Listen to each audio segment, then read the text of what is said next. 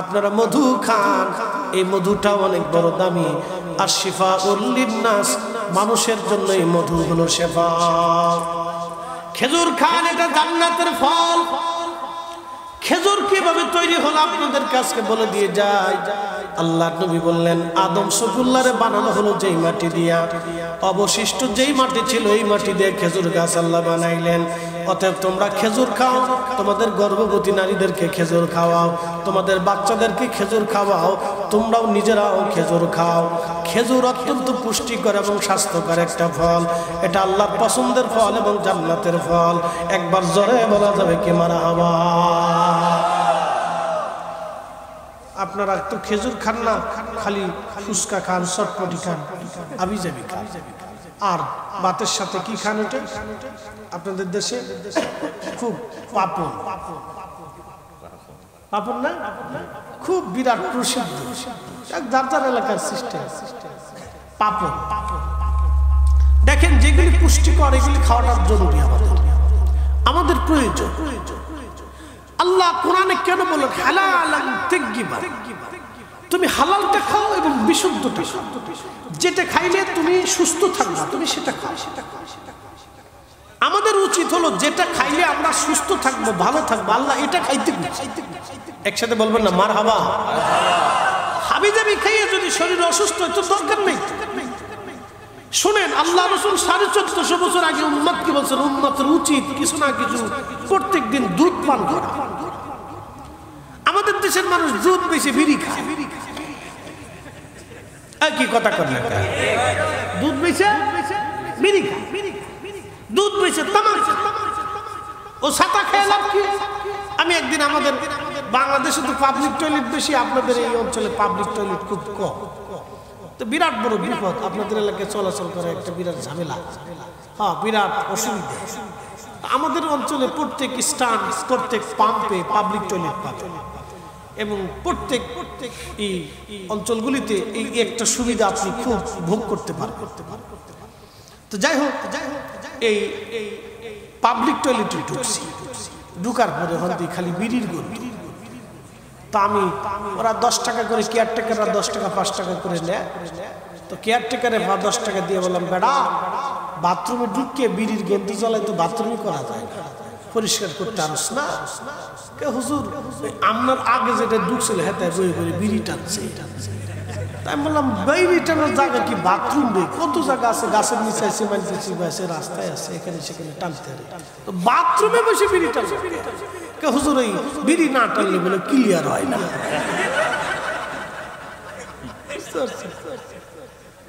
এইগুলো বিড়ির হালত। এটা যদি বিড়ির ফজিলত, বিড়ির ফজিলত কত বড় চিন্তা করেন আপনি। তারপরও পাবলিক এই 10 টাকা 20 টাকা 50 টাকা দিয়ে বিড়ি কিনে খাবে। কি টান দেয় দেখেন, বিড়ির টানে, সুখ টানের। আমি আপনাদের সিস্টেমটা দেখাচ্ছি। টান একটা দিয়ে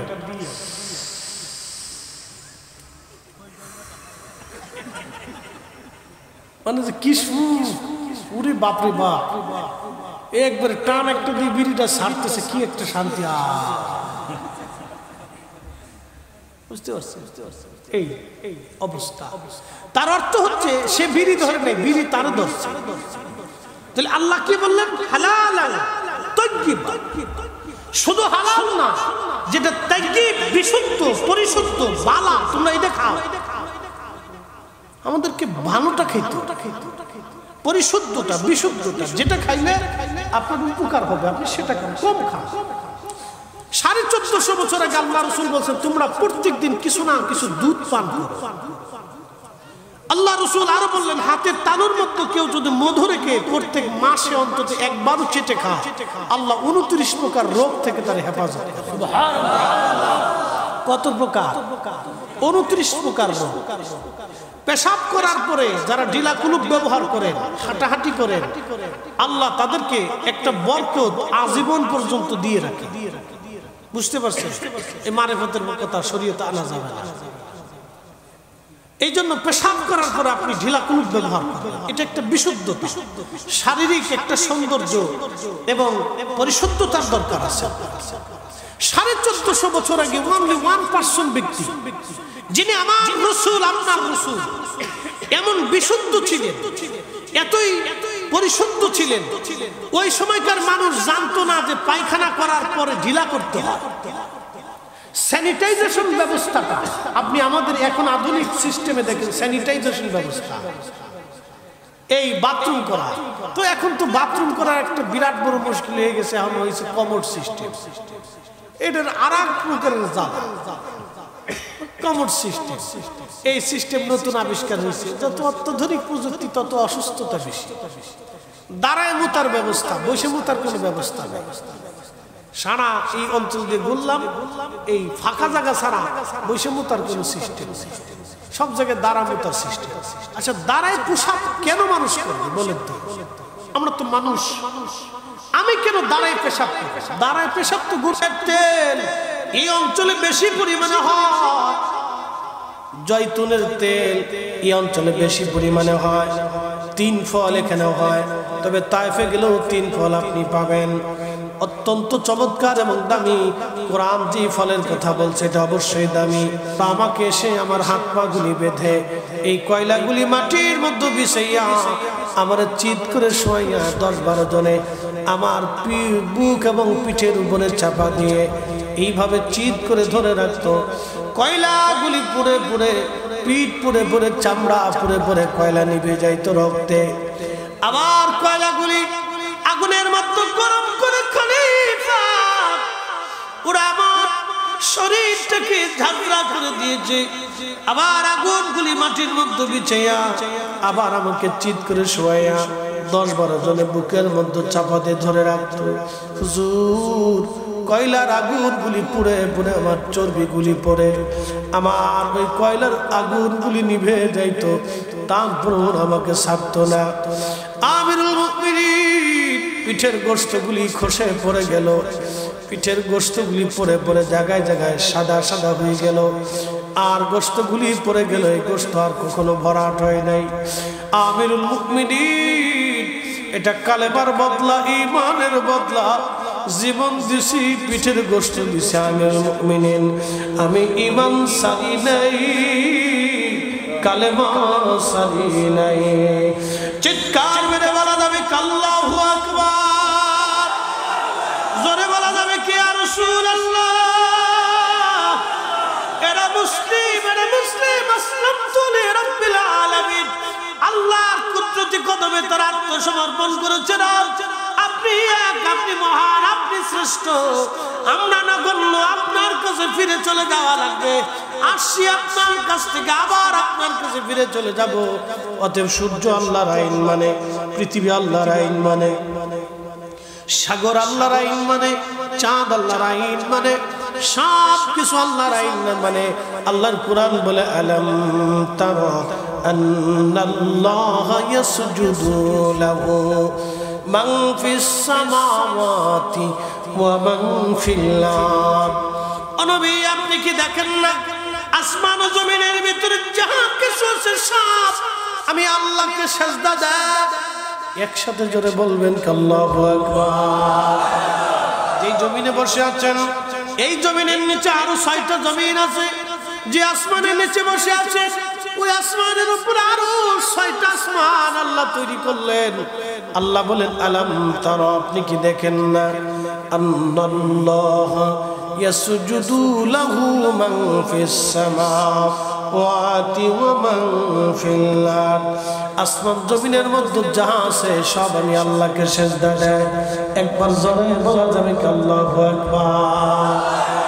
আশ-শামসু ওয়াল কমারু ওয়ান নুজুমু ওয়াল জিবালু ওয়াশ-শাজারু ওয়াদ-দাওয়াব ওয়া কাসীরুম মিনান নাস। সূর্য আমি আল্লাহকে সিজদা দেয়, চাঁদ আমি আল্লাহকে সিজদা দেয়, নক্ষত্র রাজি আমি আল্লাহকে সিজদা দেয়, পাহাড় আমি আল্লাহকে সিজদা দেয়, পাহাড় আমি আল্লাহকে সিজদা দেয়, গাছ আমি আল্লাহকে সিজদা দেয়, আর দাওয়াব পশু পাখিরা সৃষ্টির বাকি যাবতীয় কীট পতঙ্গ যা আছে, বিজ্ঞান বলল 4 লক্ষ প্রজাতির জীব পৃথিবীতে আছে, সব আল্লাহকে সেজদা দেয়। ওয়া কাসীরুম মিনান নাস, কিছু মানুষ আল্লাহকে সেজদা দেয়, সব মানুষ আল্লাহকে সেজদা দেয় না, সব মানুষ আল্লাহকে সেজদা দেয় না। কিন্তু সব সৃষ্টি আল্লাহকে সেজদা দেয়। সব মানুষ আর সব জিন আল্লাহকে সেজদা দেয় না, সব সৃষ্টি আল্লাহকে সেজদা দেয়। পাহাড় আল্লাহকে সেজদা দেয়। নবী আপনি কি দেখেন না পাহাড় আমাকে সেজদা দেয়? বলে হুজুর আমরা দেখি না। নবী কেমনে দেখলো? নবীর চোখ আর আমাদের চোখ এক না। পৃথিবী উল্টে যাবে, কোরআন কখনো মিথ্যা হবে না। কি কথা কোন ঠিক কিনা? পৃথিবী উল্টে যাবে, কোরআন কখনো মিথ্যা হবে না, কোরআন কখনো পরিবর্তন হবে না, পরিবর্তন হবে না, সংযোজন বিয়োজন হবে না। একটু মনোযোগ দিন। আলাম তারা আন্নাল্লাহ ইয়াসজুদু লাহু মান ফিস সামা, এর ব্যাখ্যাটা আপনাদেরকে শুনে। নবীজি হিজরত করতেছেন, শুরু করছেন রওনা হিজরত। মক্কার অবিশ্বাসী যারা ছিল, রাসূল করিমের নিকট আত্মীয় থেকে শুরু করে সবাই নবীর দুশমন। তো রাসূল করিমকে হত্যা করে ফেলবে, তারা চেষ্টা করতেছে রাসূলকে হত্যা করবে, মেরে ফেলবে। আচ্ছা আপনাদেরকে একটা প্রশ্ন করি, জবাব দিবেন। আল্লাহ যদি কাউকে বাঁচায়, পৃথিবীর কেউ তাকে হত্যা করতে পারে? আল্লাহ কাউকে যদি মেরে ফেলে দেয়, পৃথিবীর কেউ তাকে বাঁচাইতে পারবে? আচ্ছা আপনাদেরকে একটা কথা বলি, আপনাদের এই ভারতবর্ষে অনেক বড় বড় বিজ্ঞানী আছে, অনেক বড় বড় ডাক্তার আছে।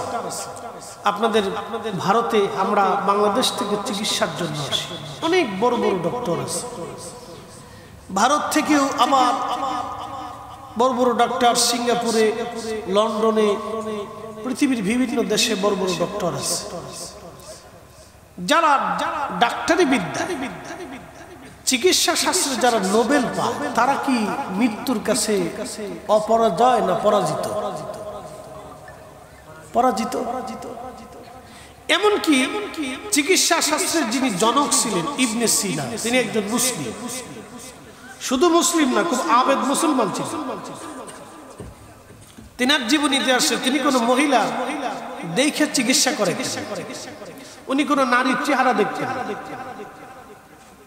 নারী পর্দার আড়ালে থাকতো, নারীর হাতে উনি সুতা ধরাই দিতেন, আর উনি সুতা ধরে ওই ওনার হাত ধরে টানতেন, টেনে টেনে উনি রোগ নির্ণয় করতেন। একসাথে বলা যাবে আল্লাহু আকবার। এই মেধা এখন পৃথিবীতে নাই। আমরা যতই এখন আধুনিক বিজ্ঞান জ্ঞান যা বলি, এই আগের যুগের মেধা নেই। আপনি একটু চিন্তা করেন তো, আগের যুগে যে স্থাপত্যগুলি, এই যে আপনাদের এই ভারতীয় উপমহাদেশে যে রাজা বাদশাদের যে নকশা করা বিল্ডিং, কারুকার্য করো, সেই মেধা আজ থেকে 1000 বছর আগে, 800 বছর আগে, 600 বছর আগে, 400 বছর আগে যে ইঞ্জিনিয়াররা ছিল, তারা কতটুকু মেধাবী ছিল যে ওই সময়কার সময়ে তারা একটা বিল্ডিং, একটা প্রাসাদ তৈরি করছে। সেই প্রাসাদটাকে কি পরিমাণে কারুকার্য করছে এবং সৌন্দর্য করে ফুটাই তুলছে। 600 বছর পরেও যদি সেই তাজমহলটা এত সুন্দর দেখা যায়, তো 600 বছর আগে, 400 বছর আগে তাজমহলটা কত সুন্দর ছিল।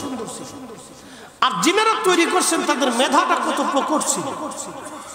তার মানে আমরা যতই বলি আমরা জ্ঞান বিজ্ঞানে আধুনিকতায় অনেক কিছু আগে গেছি, গোড়ার দিনে আগের যুগের জ্ঞান বিজ্ঞানের কাছে আমরা কিচ্ছু না।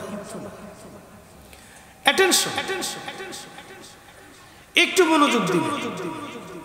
ইবনে সিনার মতো একজন চিকিৎসক মৃত্যুর কাছে পরাজিত হয়েছে, বাঁচতে পারে। এই জন্য 1450 বছর আগে আল্লাহ কোরআন বলল, কুল্লু নাফস, এমন কোন জীবন নাই, দায়িকাতুল মউত, যেটার মৃত্যুর স্বাদ আস্বাদন করতে না হবে। 1450 বছর আগে আল্লাহর কোরআন বলল, কুল, হুজুর আপনি বলে দেন, সাফ সাফ বলে দেন, ক্লিয়ার বলে দেন, ইন্নাল মাউতাল্লাযী তাফিররুনা মিনহু, আপনার উম্মত, আমার বান্দারা, সৃষ্টিরা যাবতীয় সবকিছু মৃত্যু থেকে পালানোর চেষ্টা করে। আমার দিকে তাকান।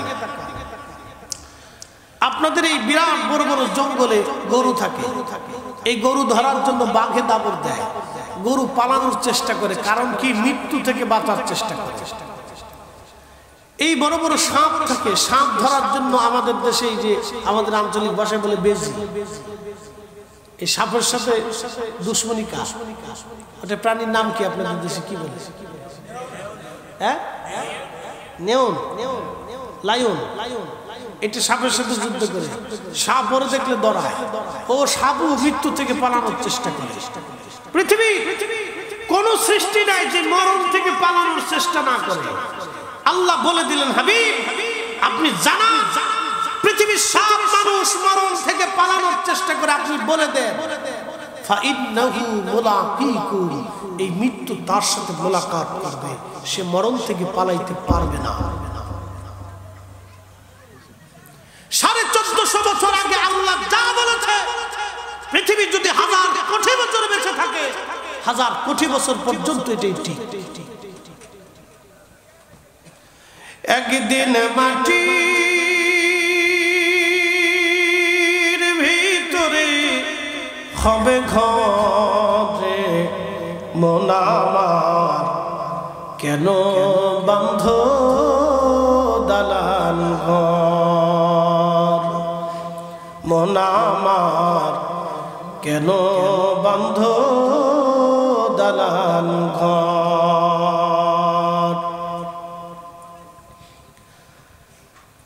ত্রিপুরার মুসলমান খুবই মনোযোগ দিয়ে শুনিয়া যান। আল্লাহ নবী হিজরত করে রওনা,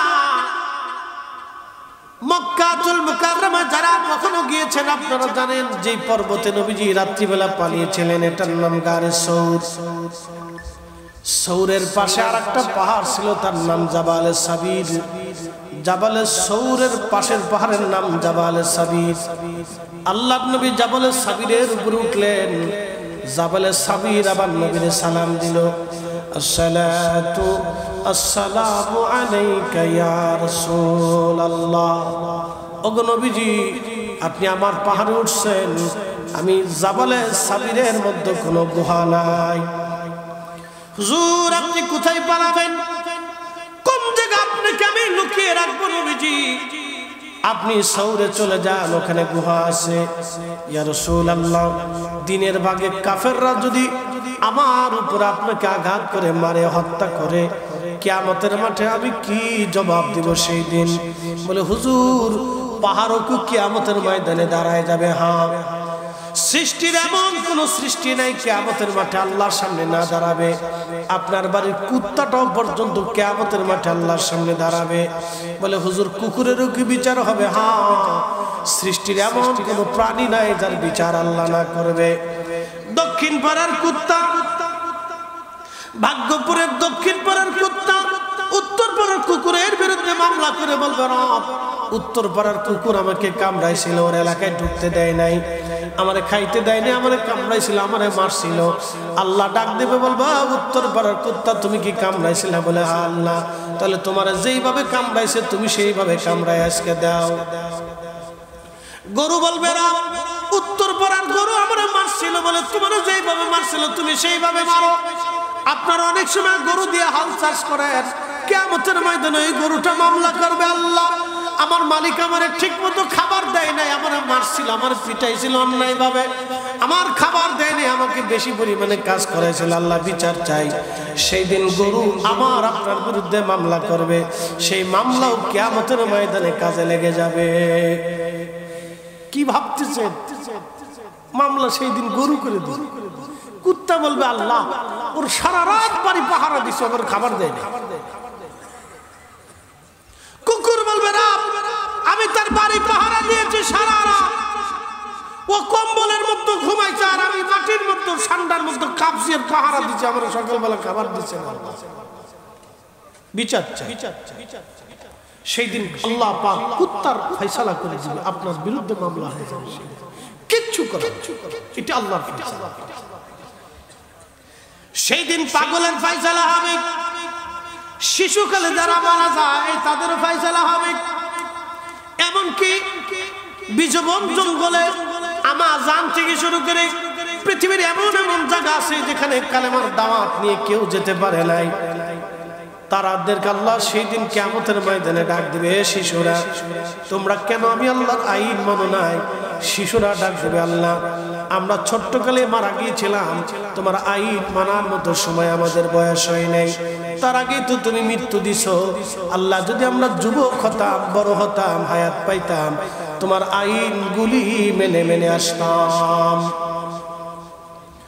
আল্লাহ বলবে তোমরা এক পাশে দাঁড়াও। শিশুরা এক পাশে দাঁড়াবে। পাগলকে আল্লাহ ডাক দিবে, পাগল তুমি কেন আমি আল্লাহর আইন মানো নাই? পাগল ডাক দিবে, রব আমি তো মস্তিষ্ক বিকৃত ছিলাম, তুমি যদি আমাকে সুস্থ বানায় রাখতে তোমার আইন আমরা মানতাম, তুমি আল্লাহর প্রতি একই নামতাম। আল্লাহ বলবেন তুমি কাতারে দাঁড়াও। যেই মানুষের কাছে কালেমার দাওয়াত পৌঁছায় নাই ওই মানুষকে আল্লাহ জিজ্ঞেস করবে, আমার বান্দা দুনিয়াতে কেন তুমি আমি আল্লাহর আইন মানো নাই, আমার কথা তুমি বিশ্বাস করো নাই? আল্লাহর বান্দা সেই দিন বলবে, রব আমার কাছে তো কোনো কালেমার দাওয়াত আসে নাই। আল্লাহ বলবেন তুমি বসে দাঁড়াও। এই তিন দলকে এক পাশে দাঁড়া করে আল্লাহ বলবেন, তোমরা যে কি বিশ্বাস করো আমি যে রব, তোমরা কি মানো? ওরা বলবো, হ্যাঁ আল্লাহ আপনি তো রব, আপনি মালিক, আপনি খালিক, আপনি একমাত্র প্রভু, আমরা মানি। আল্লাহ বলবেন তাহলে তুমি আমি হুকুম দিলে কি তোমরা মানবা? বলে হ্যাঁ আল্লাহ মানবো। আমি যা বলবো তাই কি মানবা? বলে হ্যাঁ আল্লাহ অবশ্যই মানবো, তুমি তো মালিক। তখন আল্লাহ বলবে তোমরা এক্ষুনি জাহান্নামে চলে যাও, একজনও দাঁড়াবে না, জাহান্নামে দৌড় দাও। তোমাদেরকে জাহান্নাম দিলাম, যাও এক্ষুনি দৌড় দাও। আল্লামা ইমাম জালালউদ্দিন সুয়ুতী মাসালিকুল হুনাফা বিওয়ালিদাইল মুস্তাফা আল-হাবিলিল ফাতওয়া আল-মুজাল্লাদুস সানির মধ্যে তিনি লিখতেছেন, তখন একদল বান্দা দৌড় দিবে আর একদল বান্দা দাঁড়ায় থাকবে। আল্লাহ ডাক দিব, বান্দারা তোমরা কেন দাঁড়ায় রইছো? ওরা বলবে, আল্লাহ তুমি তো হুকুম দিছো বটে, কিন্তু জাহান্নাম তো কঠিন জায়গা আল্লাহ, শুধু আগুন আর আগুন, শাস্তির জায়গা, বড় কষ্টের জায়গা আল্লাহ, কি করে জাহান্নামে যাব ভয় হয়।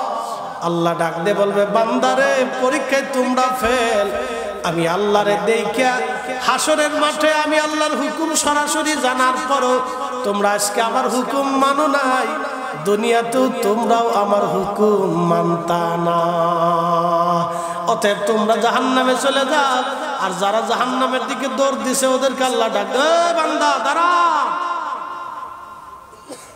কই যাও? বলে আল্লাহ জাহান্নামে যেতেছি, তুমি না হুকুম দিছো, এই জন্য জাহান্নামে চলে যেতেছি, দাঁড়াও, ফিরে আসো। আল্লাহ ডাক দিয়ে বলো, বান্দা আজকে তোমরা জাহান্নামের দিকে রওনা দিয়েছো, আমি হুকুম দেওয়ার পরে বুঝছি তোমরা দুনিয়াতে আমি আল্লাহর হুকুম মানতা, যাও তোমরা জান্নাতে চলে যাও, আর তোমরা যারা দাঁড়ায় রয়েছো তোমরা জাহান্নামে চলে যাও। একবার জোরে বলা যাবে কি আল্লাহু আকবার?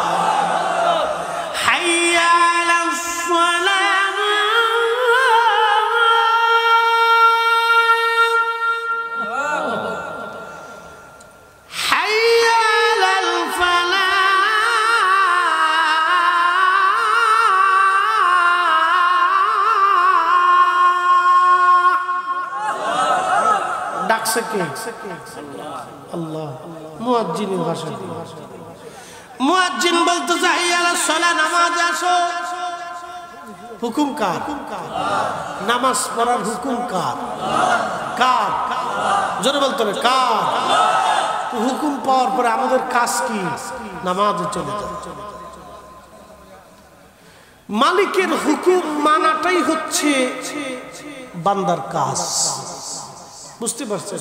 কিয়ামতের মাঠে আল্লাহ পরীক্ষা করবে, তোরা জাহান্নামে চলে যা, একদল জাহান্নামে দৌড় দেবে, কিন্তু তোমরা যাও কে? বলে আল্লাহ তুমি হুকুম দিছো। আল্লাহ বলবে দাঁড়াও, আজকে হাসরের মাঠে আমি জাহান্নামের হুকুম দেওয়ার পরে তোমরা ভয় না পেয়ে জাহান্নামে দৌড় দিছো। তোমরা দুনিয়াতে আযান দিলে তোমরা মসজিদে যাইতা, মাহে রমজানের রোজা রাখতা, আমি যেটাকে হালাল করছি হারাম করছি সেটা মেনে চলতা, আমি আল্লাহর আইনগুলি তোমরা মেনে চলতা, আমি আল্লাহর বিধানগুলি তোমরা মেনে চলতা। যাও আজকে তোমরা জান্নাত দিয়ে দিলাম।